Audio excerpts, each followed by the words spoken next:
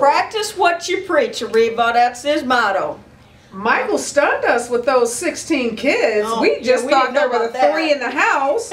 And then he's like 11 biological, 16 altogether, 5 wives, ex that he got engaged to, a woman that's living in the house now. And that's what we know of. And then he still tried to maintain that this was a healthy environment for those 3 younger kids, that he's teaching them values.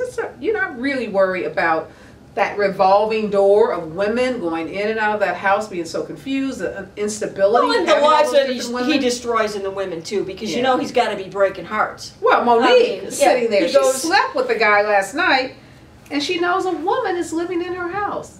And he has the audacity to say, I want to start dating you. Dude, you're already married. Yeah, really. You know, there's no dating once you get married. I mean, you can go out on a date, but you've already made that legal commitment. So it's a sad story, but I don't think Monique is going to change. She doesn't get it either. She'll be back. Is going to Texas and going back to her house, and I don't think Michael, he was so defensive. He wasn't listening to anything we said. And in the meantime, the children have a rotating, revolving doors of nannies. I think they're all nannies. Yeah. That's what he's got. Well, and then when he wants sex, because he is having sex, he said, with the woman that's living there now.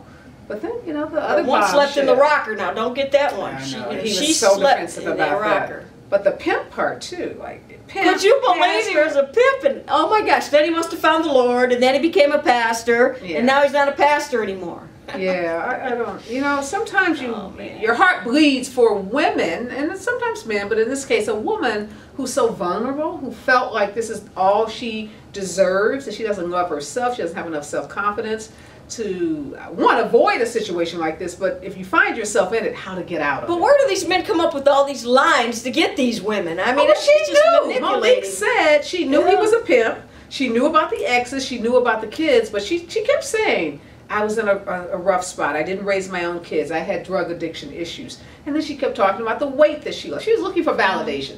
That's why she went over to that hotel room so he could say, hey, baby, you look great. You lost 70 pounds. Yeah, watch your back. And, you know, let's go for a roll in the hay, and then, you know, nothing's changed. Lives in shambles, you know. It's just unbelievable. Well, you know, there's that saying that, you know, what you see is what you get. And she saw, you know, what she saw, and you can't, you know, the red flags are the red flags. You can't just imagine away and hope away the red flags. And you can't change a man, because as women we believe we can change them. We are the saviors. We're going to make him ours, and it doesn't work that way. He's a fully grown adult making his own choices, and choices have consequences, and he knows the consequences of his choices, and he still makes them. And we all know, we've said this to so many of our guests, you know, cheating isn't a mistake. Cheating is a choice. Right. Conscious decision. Michael has made the choice to cheat, and he's cheating.